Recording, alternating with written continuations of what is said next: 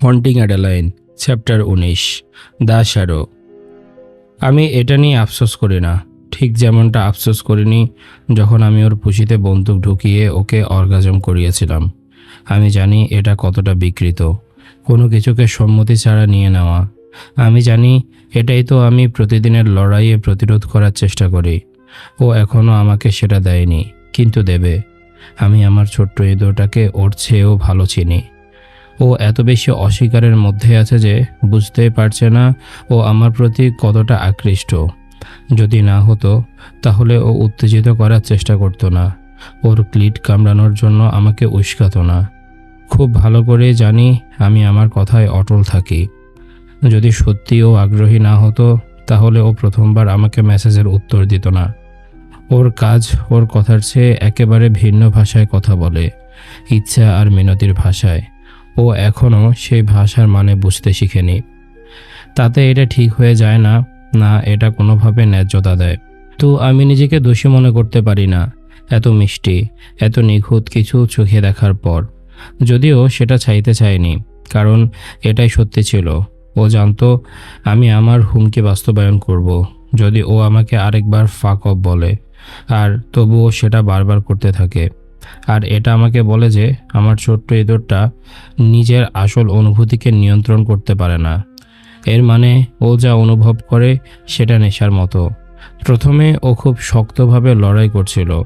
ওর রাগ আর ক্রোধ আমার রক্তকে গলানো লাভায় পরিণত করছিল। যত বেশি ও লড়ছিল তত বেশি আমার লিঙ্গ আমার জিন্সের ভেতর ফেটে বের হতে চাইছিল। আমি খুব চাইছিলাম চেইনটা খুলে দিয়ে ওই মিষ্টি ছোট পুঁশির মধ্যে গভীরে ঢুকাতে। আমি খুব কাছে পৌঁছে গিয়েছিলাম, অত্যন্ত কাছে, যখন ওর সুখের আর্তনাদ আমার কানে পৌঁছায় আর ও আমাকে আঁকড়ে ধরে লজ্জাহীনভাবে আমার মুখের উপর ঘষতে থাকে। তখন আমি প্রায় শেষ হয়ে যাচ্ছিলাম। আমাকে থামিয়েছিল একমাত্র ওর মুখের অভিব্যক্তি। যখন ও আমার মুখের উপর অর্গাজম করেছিল তখন ও লজ্জাহীন ছিল, কিন্তু যখন ওর দেহ থেকে রোমাঞ্চের ঢেউ চলে গেল আর ছুমু আর আমাদের গ্রাস করছিল না, তখন ও কেবল লজ্জা অনুভব করছিল। নিজেকে মনে করিয়ে দেই এতে সময় লাগবে। আমি ঘাড়ে টান দেই, এক অস্থির শ্বাস ফেলি। আমি আমার ম্যাচটাঙে বসে আছি। আমার লিঙ্গ এখনও যন্ত্রণাদায়কভাবে চেইনের সঙ্গে চেপে আছে। ঠিক যখন আমি মনে মনে লেট দেয়ার বি ফাকিং বলি, গাড়িতে হ্যান্ডজব নেওয়া আমার পাপের তালিকায় সবচেয়ে ছোট জিনিস এবং এটি প্রথমবার নয়, ঠিক তখনই আমার ফোন কনসোলে বিকট শব্দে বেজে ওঠে। আমি হাত শক্ত করে মুঠো করে ফেলি। আমার পেশিগুলো টান টান হয়ে ওঠে। আমি আমার ফোনটাকে জানালায় আছাড় মারার তীব্র ইচ্ছে দমন করি। হাই স্কুলের পর থেকে এমন নির্বল অর্ধসমাপ্ত উত্তেজনা হয়নি। যখন সারা পোর্টন লকার রুমে আমাকে হ্যান্ডজব দিচ্ছিল, তখন প্রথম কোনো মেয়ের হাত আমার লিঙ্গে লেগেছিল, কিন্তু শেষ পর্যন্ত আমি শেষ করতে পারিনি, কারণ কোচ ঢুকে পড়েছিল আর আমি ওর সুন্দর বুকের উপর ঢেলে দিতে পারিনি।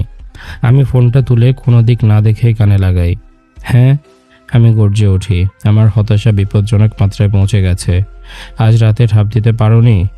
জয় ফোনের ওপাশ থেকে ব্যঙ্গ মিশ্রিত মজা নিয়ে বলে। আমি আবার ঘাড়ে টান দেই। বিরক্ত হয়ে গর্জে উঠি যখন পেশিগুলো ছট করে শব্দ না করে। জয়, আমি গর্জে উঠি। আমি ফোনে ওর সঙ্গে কথা বলার সময় লিঙ্গ স্পর্শ করব না, যতটা দরকার এই চাপ কমাতে।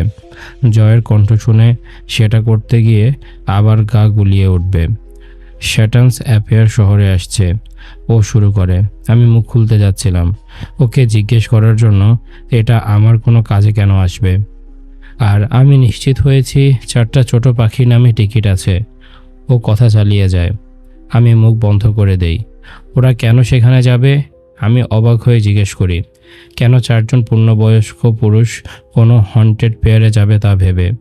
Prime girls for the picking, বন্ধু।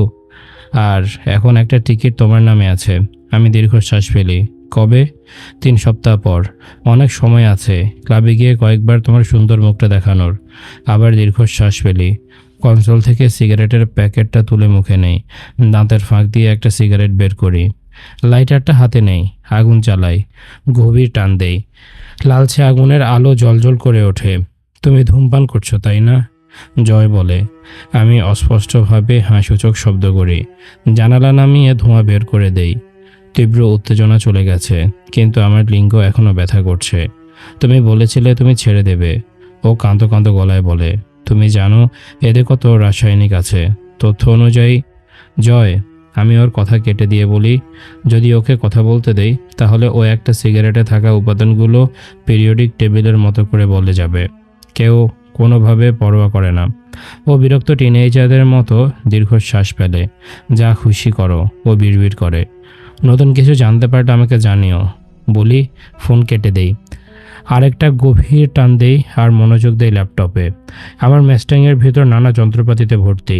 ল্যাপটপটা একটা প্ল্যাটফর্মে বসানো। ড্যাশের সঙ্গে লাগানো একটা যান্ত্রিক বাহু দিয়ে আমি ওটাকে কাছে টেনে আনতে বা দূরে সরাতে পারি সুবিধা মতো। ড্যাশ ক্যাম আইন শৃঙ্খলা বাহিনীর সতর্কতা সিস্টেম, আর অন্য বেআইনি জিনিসপত্রের গাড়ির ভিতর সাজানো। আমি ল্যাপটপটা কাছে টেনে নেই আর চালু করি। উজ্জ্বল পর্দার আলো আমার সংবেদনশীল চোখে খোঁচা মারে। আলো থেকে চোখ সরিয়ে আমি আমার প্রোগ্রামগুলো চালু করি আর কাজে লেগে যাই। নির্মল কৌতূহল থেকে আমি জানতে চাই কারা কারা এই হন্টেড পেয়ারে যাচ্ছে। প্রতি বছরই এটা শহরে আসে, কিন্তু আমি কোনোদিন যাওয়ার প্রয়োজন মনে করিনি। হন্টেড হাউস আমাকে ভয় দেখাতে পারবে না। আমি প্রতিদিন সত্যিকারের ভয়াবহতা দেখি। কিছু সাজানো দানব আর নকল রক্ত মেখে কেউ আমাকে ভয় দেখাতে পারবে না। আসল ভয়াবহতা আমাদের ভেতরেই, আমাদের ভেতরের অন্ধকারে লুকিয়ে থাকে। এটাই সত্যিকারের ভয়ঙ্কর। এটাই মানুষকে প্রতিদিন ভয়াবহ অপরাধ করতে বাধ্য করে। এটাই নির্দোষ ছোট ছোট বাচ্চাদের অকারণে ভয়াবহভাবে মরতে বাধ্য করে। আমাদের ভেতরের অন্ধকারই আমাকে বাঁচিয়ে রাখে। এটাই আমার জীবনের একমাত্র উদ্দেশ্য, আর এটা ছাড়া আমি কিছুই না। আমি নামের তালিকা স্ক্রল করে যেতে থাকি আর হঠাৎ একটাতে এসে থেমে যাই, যা আমার হৃদয়কে দ্রুততর করে তোলে। অ্যাডেলিন রেইলি। আমি হাসি। আগে এটাই আমার জীবনের একমাত্র বেঁচে থাকার কারণ ছিল, কিন্তু এখন আমি জীবনের নতুন অর্থ খুঁজে পেয়েছি। আমি এখনও তোমার স্বাদ অনুভব করতে পারি ছোট ইঁদুর। 2 দিনের জন্য আমি পিছু হটেছিলাম, তারপর আজ নিজেকে আটকাতে পারিনি। আমি আমার লিঙ্গটাকে এমন মারছি যেন ওটা কোনো বক্সিং ম্যাচের প্রতিদ্বন্দ্বী, আর আমি নিজের হাতের স্পর্শে বেজায় ক্লান্ত। আজ ওর উত্তর দেওয়ার কোনো প্রত্যাশা নেই। আমি নিশ্চিত ও এখনও নিজের মাথায় কোণে সে আরামদায়ক জায়গায় লুকিয়ে আছে যেখানে সে নিজেকে ঘৃণা করে আর বিশ্বাস করে যে সে আর কোনোদিন আমাকে কোনো গুরুত্ব দেবে না। কিন্তু সেই কোণটাই ভণ্ডামি, আর আমরা দুজনেই সেটা জানি। আমার বন্দুকের ভেতরে অনুভব করা ওকে ভয় পাইয়েছিল, কিন্তু আমার জীবর পুষিতে আর যেভাবে ও তীব্রভাবে ক্লাইম্যাক্স করেছিল সেটা ওর ভেতরে গেঁথে যাবে। ও এ নিয়ে কিছুক্ষণ কাঁদবে, কিন্তু শিগগিরই আবার প্রলোভনের ফাঁদে পড়বে। অ্যাডি বলল, তুমি কি জানো একজন স্টকার আমার প্রপিতামহীকে মেরে ফেলেছিল? ওর মেসেজ আমার ভ্রু চুলের রেখায় উঠে যায়। আমি কোনো উত্তর আশা করিনি, তাও উত্তর দিল। তাও আবার ফাঁকা হুমকি নয়, আসল কথায়। ওর হুমকিগুলো তেমন ওজনদার নয় যেমনটা আমার। আমি বললাম, তোমার এটার কোনো প্রমাণ আছে? আমি যে কটি ডায়েরির পাতা পড়েছি তাতে মনে হয়েছে ওর আর ওর স্টকারের মধ্যে এরকম উন্মুক্ত সম্পর্ক ছিল, আর সেই স্টকার কিছু খারাপ লোকের সঙ্গে জড়িয়ে গিয়েছিল। কারণ ডায়েরিতে লেখা ছিল যে অজানা ছোট নিয়ে সে ওর কাছে এসেছিল। তাতে ওর মধ্যে কোনো হিংস্রতা বা সহিংসতার উন্মাদনা লক্ষ্য করা যায়নি। তবে কে জানে আসলে কি হয়েছিল। অ্যাডির প্রপিতামহী হয়তো শুধু নিজের মতো করে যা দেখতে চাইছিল তাই দেখেছিল, আর হয়তো সত্যিই সে স্টকার ওকে মেরেছিল, অথবা ওর স্বামী ওকে পরকীয়া করতে দেখে ক্ষিপ্ত হয়ে গিয়েছিল। দুইটাই সমানভাবে সম্ভব। যেমন সম্ভব যে সেই স্টকার যে গন্ডগোল পড়েছিল সেটা ওর সর্বনাশ ডেকে এনেছিল, আর সেই সর্বনাশ এসেছিল তার একমাত্র নেশার জায়গায়, তার আসক্তি। ডায়েরিটা উল্টে দেখার পর আমি কৌতূহলী হয়ে ওর প্রপিতামহীর গল্প নিয়ে আর গভীরে খোঁজ নিয়েছিলাম। ইতিহাসের পুনরাবৃত্তির টান খুব আকর্ষণীয় লেগেছিল। ক্রাইম সিন নষ্ট করে ফেলা হয়েছিল, আর মামলার দায়িত্বে থাকা গোয়েন্দারা ছিল সম্পূর্ণ নির্বোধ। অ্যাডি বলল, এখনও না, কিন্তু আমি প্রমাণ বের করব, আর প্রমাণিত হবে যে আমি ঠিক। সব স্টকারই আসলে উন্মাদ, বিকৃত পাগল। আমি ঠোঁট চাপি, ঠোঁটের কোণে হাসি আসার চেষ্টা করে। আমি ওকে কিছুক্ষণ অপেক্ষা করতে দেই। ও যেন ভাবে ও আমাকে রাগিয়ে দিয়েছে বা কষ্ট দিয়েছে, যেমনটা ওর মনে হয় আমি প্রতিক্রিয়া দেব। ও ভাবে ও আমাকে চিনে ফেলেছে, কিন্তু আমার ছোট ইঁদুরটা আসল থেকে কতটা দূরে রয়েছে সে বুঝতেই পারছে না। আমি ওকে অনুসরণ করি কারণ আমি ওর প্রতি নেশাগ্রস্ত। ওর প্রতিটি পদক্ষেপ, ওর সুন্দর গোলাপি মুখ থেকে বের হওয়া প্রতিটি শব্দ আমাকে মুগ্ধ করে। আর এখন আমি ওর গন্ধে, ওর সাথে, আর ও যখন জীবনের জন্য ভয়ে কাঁপে তখন ওর আওয়াজে নেশাগ্রস্ত হয়ে গেছি, যেমনটা আমি নেশাগ্রস্ত ওর আরও চাওয়ার আর্তনাদে। এটা বোঝানো সম্ভব নয়। ওকে যখন প্রথম দেখি তখন প্রায় হাঁটু ভেঙে পড়েছিলাম চাওয়ার তীব্রতায়, আর আমি ওকে পাবই। কিন্তু কারণ আমি উন্মাদ বা বিভ্রান্ত নই। আমি ওর নামে কোনো মন্দির বানাবো না বা নিজেকে বোঝাবো না যে ঈশ্বরের ইচ্ছায় আমরা একসঙ্গে হওয়ার জন্যে জন্মেছি, বা যে আজকাল মানুষ যেসব আজগুবি বিশ্বাস করে আর কি। আমি ওকে পাবো কারণ ও আমাকে বহুদিন পর ভালো কিছু অনুভব করিয়েছে, আর আমি সেটাকে আঁকড়ে রাখতে নেশাগ্রস্ত হয়ে গেছি। আমার জীবনের ভালো জিনিস খুব কম আছে, আর ওগুলো ধরে রাখতে চাওয়াটা আমাকে স্বার্থপর করে তুললেও আমার কোনো পরোয়া নেই। আমি ওকে কেবল তখনই সত্যিকারভাবে পেতে পারবো যখন ও আমাকে আমার সবচেয়ে খারাপ রূপে দেখবে। এডিকে ভালো মানুষের মতো আচরণ করে প্রেমে ফেলার পর ও যখন বুঝতে যে আমি ভালো মানুষ নই, তখন আমাদের দুজনের হৃদয় ভাঙার বদলে আমি বরং নিজেকে মেরে ফেলবো। তাই ওর প্রতি আমার এই আসক্তি হলো যেমনটা এটা। আমি বললাম, ও তুমি বেশ বিচারক, তাই না? শেষবার যখন দেখেছিলাম তোমার প্রপিতামহী কিন্তু ওর স্টকারকে ভালোবাসতো।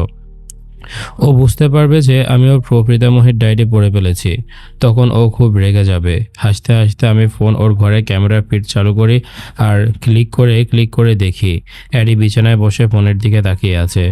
যখন ও নিজের ঘরের ক্যামেরা খুলে ফেলেছিল তখন আমি সতর্ক বার্তা পেয়েছিলাম, আর ও ঘরে না থাকার সুযোগে আমি নিজের ক্যামেরা বসিয়ে এসেছিলাম। ওর মুখ স্পষ্ট দেখা না গেলেও টেলিস্কোপ ছাড়াই বোঝা যায় ও ফোনের স্ক্রিনের দিকে রাগে তাকিয়ে আছে। রেগে গেলে ও বেশ মজার লাগে। ওর আঙ্গুলগুলো দ্রুত নড়তে থাকে, আর আমি হেসে ফেলি যখন ও মেসেজ পাঠিয়ে ফোনটা বালিশে ছুঁড়ে ফেলে। 1 সেকেন্ড পরে আমার ফোনের ভাইব্রেশন আসে। অ্যাডি লিখে, ও ওকে ধোঁকা দিয়েছিল যেমন তুমি আমাকে দিচ্ছ, তারপর ওকে মেরে ফেলেছিল যেমন আমি নিশ্চিত শেষমেশ তুমিও আমাকে মেরে ফেলতে চাইবে। আমি ওর নাটকীয়তায় চোখ উল্টে দেই আর কল বাটন চাপি। ও ফোন ধরে কিন্তু কথা বলে না। আমি রিসিভার থেকে ওর হালকা নিঃশ্বাস শুনতে পাই, আর ইচ্ছে করে ওর গলার স্পন্দন চেটে দিতে, ওর নাড়ির স্পন্দন চেপে অনুভব করতে। আমি পছন্দ করি যে ও আমার ভয়ে কাঁপে। তোমার নাটক শেষ?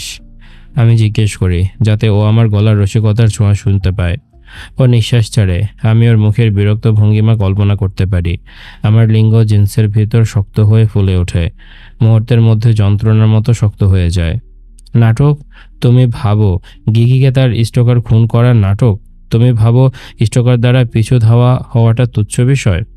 অবশ্যই না, আমি উত্তর দেই। উন্মাদ স্টকারদের দ্বারা মানুষ সবসময় মরে। আমার সততা ওকে স্তব্ধ করে দেয়। অ্যাডি বেবি, ভয় পেয়ে তুমি বুদ্ধিমানের কাজ করেছো, খুবই বুদ্ধিমানের। কিন্তু আমি কেন চাইবো তুমি কোনো মিথ্যা কিছুর প্রেমে পড়ো? ও নাক ছিটকায়। তুমি কি সত্যি ভাবো আমি তোমার প্রেমে পড়বো? তুমি কি সত্যি ভাবছো তুমি পড়বে না? যদি আমি সেই বুক স্টোরে গিয়ে তোমাকে ডেটে নিয়ে যেতাম, আমি তোমাকে প্রলুব্ধ করতাম, মুগ্ধ করতাম, সুন্দর মিথ্যা হাসি দেখাতাম আর রানীর মতো আচরণ করতাম, সব কিছু তোমার মুখের সামনে মিথ্যা বলে, এটাই কি তুমি সত্যিই চাও? আমার নীরবতা। ও না বলতে পারে না, আর সেটাও জানে। তুমি কেন স্বাভাবিক হতে পারো না আর আমাকে পিছু না নেওয়ার প্রয়োজন অনুভব করো না? তাহলে আমি নিজেকে সত্যি করে প্রকাশ করতে পারতাম না ছোট ইঁদুর। আমি পছন্দ করি যে আমি তোমাকে ভয় পাইয়ে দেই। আমি পছন্দ করি তুমি যখন আমাকে এড়িয়ে যাও। এই ধরা পালানোর খেলা, বিড়াল আর ইঁদুরের খেলা। আমি এটাকে ভীষণভাবে ভালোবাসি, আর আমি মনে করি তোমারও কিছু অংশ এটা ভালোবাসে। ও আমাকে হেসে উড়িয়ে দেয়। তুমি পাগল। যদি ভালো আমি তোমার দ্বারা ভয় পাও উপভোগ করি, তবে আবার আমি আগে জানতাম তুমি পাগল। আমি হাসি। আমি মনে করতে পারি না শেষবার কবে আমি সত্যি হেসেছিলাম, যতক্ষণ না আমি এই সুন্দর প্রাণীর জীবনে নিজের উপস্থিতি জোর করে ঢুকিয়েছি। তবুও, তাই না? আমি দেখি তুমি কিভাবে লুকানোর চেষ্টা করো। যখন ভয় পাও তখন তোমার বসি কতটা ভিজে ওঠে, তোমার স্তনবৃত্ত কতটা শক্ত হয়ে যায়, আর তুমি তোমার উরু এমনভাবে চেপে ধরো যেন সেটা আমার লিঙ্গ তোমার ভেতরে প্রবেশের তীব্র আকাঙ্ক্ষা কমিয়ে দিতে পারবে। ও হাঁ করে নিঃশ্বাস নেয়, ক্ষীণ একটা শব্দ। আমার দাঁত আঁকড়ে ধরি। ও বাড়িয়ে গিয়ে ওর কাছ থেকে ওই শব্দটা আরও বারবার বের করার তীব্র ইচ্ছা দমন করি। তুমি কি করেছো? হঠাৎ করে ও জিজ্ঞেস করে, যেন প্রশ্নটা ওর ভেতর থেকে ফেটে বেরিয়ে এসেছে। ওর শ্বাস প্রশ্বাস দ্রুত হয়ে যায়। তুমি কি আর্চকে মেরে ফেলেছ? আমি ঠোঁট কামড়ে ধরি। ঠোঁটের কোণে হাসি ফুটে ওঠে। আমি এই প্রশ্নটার জন্যই অপেক্ষা করছিলাম। অবাক লাগছে, ওর মতো আমাকে অমান্য করার সাহস থাকা মেয়ের এই প্রশ্ন করতে এত দেরি হলো কেন। আমার মনে হয় তুমি ইতোমধ্যে উত্তর জানো অ্যাডেলিন। জানি, ওর পরিবারও মরে গেছে। ওর মুখ থেকে এটা শুনে আমি অবাক হই না। অ্যাফিনাল, এটা জাতীয় সংবাদ হয়েছিল, লাশগুলো কোনো চিহ্ন ছাড়া উধাও। আর এখন ক্ষমতার শূন্যতা তৈরি হওয়ায় এক ধরনের যুদ্ধ শুরু হয়েছে। তুমি জানো এর ফলে কি হয়েছে কিটি ক্যাট? ওর ডাক শুনে আমি হেসে উঠি। ওর এই ছোট্ট বদ অভ্যাসটাও আমি ঠিক করে দেব শিগগির। আমার কিছু খারাপ ধরনের শত্রু তৈরি হয়েছে। আমার হাসি মুছে যায়। আমি আর্টসের বন্ধুদের উপর নজর রাখছিলাম, কিন্তু দেখা যাচ্ছে যথেষ্ট কাছ থেকে নজর রাখছিলাম না। ম্যাক্স, আমি অনুমান করি শুনেছি সে উপরে ওঠার জন্য অন্যদের দমন করছে। হ্যাঁ, ও ব্যঙ্গাত্মক স্বরে বলে। হ, এর উপর জোর দেয়। আমি গুনগুন করি, মনে মনে ভাবি কিভাবে ম্যাক্স আর ওর দলে থাকা সবাইকে শিক্ষা দেব। আশা করেছিলাম ওরা এতটা বোকা হবে না যে পুলিশ রিপোর্ট গায়েব হয়ে যাওয়ার পরও অ্যাডিকে বিরক্ত করবে। ও আমার কথা শুনেছে, হাতগুলো নিয়ে কোনো রিপোর্ট পুলিশের কাছে দেয়নি। ভেবে দেখলে ম্যাক্সের কোনো কারণ নেই অ্যাডিকে লক্ষ্য করার। এর মানে ওকে হাতগুলো সম্পর্কে জানতেই হবে। এইটুকু বলার আছে তোমার? তোমার কারণেই কিছু বিপজ্জনক লোক আমার পেছনে লেগে আছে জানো। যদি তোমার উন্মাদ হিংসার কারণে একদিন আমি মরে যাই, তোমাকে এখানেই থামাই বেবি। কারণ তুমি মনে হয় ভুলে যাচ্ছ আমি কিছুদিন আগে তোমার পুঁছিতে বন্দুক ঢুকিয়েছিলাম। তুমি কি ভেবেছিলে কেবল কিভাবে ঠিকভাবে আচরণ করতে হবে তা শেখানোই ওটার একমাত্র শিক্ষা ছিল? ও চুপ করে যায়। তুমি যদি ভাবো এই নিচু স্তরের অপরাধীরা আমার চেয়ে ভয়ঙ্কর, তাহলে আমি ঠিকভাবে বোঝাতে পারিনি, তাই না? পরের বার যদি তুমি ওদের আমাকে প্রাধান্য দাও, আমি ওদের মাথা তোমার দরজার সামনে পাঠিয়ে দেব। আমি ঘাড় মচকাই।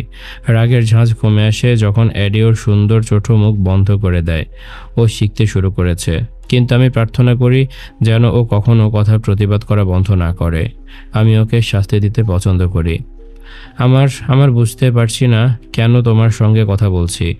শেষ পর্যন্ত ও হকচকিয়ে বলে ওঠে, তুমি একজন অসুস্থ বিকৃত মানসিকতার মানুষ, আর আমি তোমার বিরুদ্ধে অনেকটা পুলিশ রিপোর্ট করেছি হারামজাদা।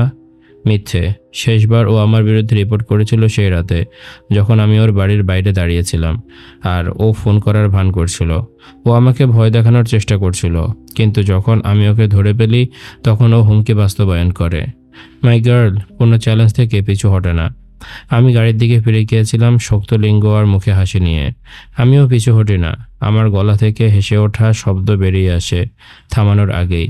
এটা মজার, এটা সেক্সি, কিন্তু আমরা দুজনেই জানি এটা সত্যি নয়।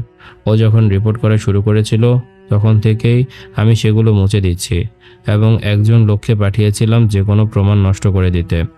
পুলিশরা মনে করবে তারা ওর বাড়িতে গিয়েছিল, কিন্তু যখন তারা তদন্ত করতে যাবে, যদি কখনো নিজেদের চেয়ারের গর্ত থেকে ওঠে, তাদের কাছে কোনো প্রমাণ থাকবে না। স্টকার মামলাগুলোকে কখনো গুরুত্ব দিয়ে দেখা হয় না। এই কারণেই তো অনেক নারী খুন হয়ে যায়। ও গর্জন করে ফোন কেটে দেয় আর আমি হাসি থামাতে পারি না, বিশেষ করে যখন ক্যামেরার ফিড চালু করে দেখি ও ঘরের মধ্যে রাগে ছোট ছোট পা মেরে হাঁটছে, নিজের সঙ্গে ফিসফিস করে কথা বলছে, সম্ভবত নিজেকেই গাল দিচ্ছে ফোন ধরার জন্য। মজা তো এখনো শুরুই হয়নি ছোট ইঁদুর। এই ছিল আজকের পর্ব। কেমন লেগেছে তোমাদের কমেন্ট করে জানাও। দেখা হচ্ছে পরের এপিসোডে। ততক্ষণ পর্যন্ত সবাই ভালো থাকো, সুস্থ থাকো। আজকের মতো আমি তারিফ এখানে বিদায় নিচ্ছি। টাটা।